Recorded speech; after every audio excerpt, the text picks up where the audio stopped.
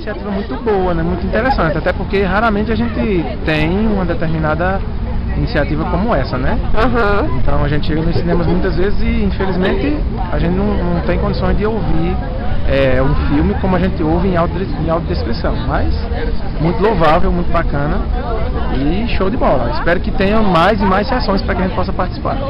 Comenta um pouquinho dos filmes que você assistiu, fala pra gente qual foi se a sua expectativa foi superada.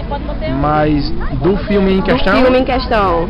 Sim, eu só achei um pouco, assim, para ser documentário, um pouco extenso, né? Um pouco comprido. Uhum. Porém, assim, o filme em si, muito bacana. O áudio dá para ouvir tranquilo. E o áudio de descrição também, né? Muito bem feito.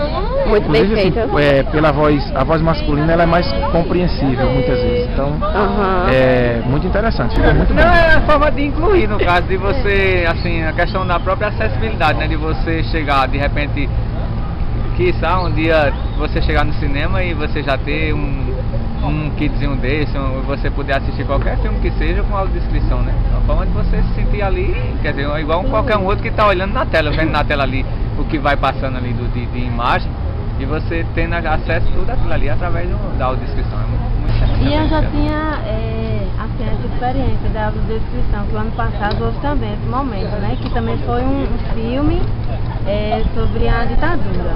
Uhum. Então, assim, é sempre bom, né? Quando vem um filme que vem com a audiodescrição, porque a gente não fica leigo, né? Sim. Fica sabendo o que está acontecendo nas cenas mudas.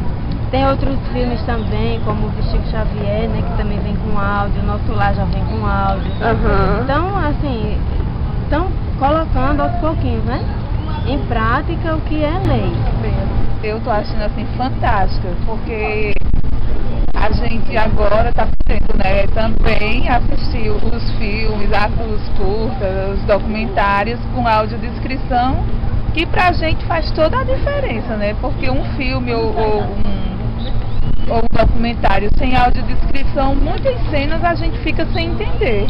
Uhum. E essa audiodescrição, por exemplo, desse documentário que foi apresentado hoje, estava perfeito. Na minha opinião, estava perfeito.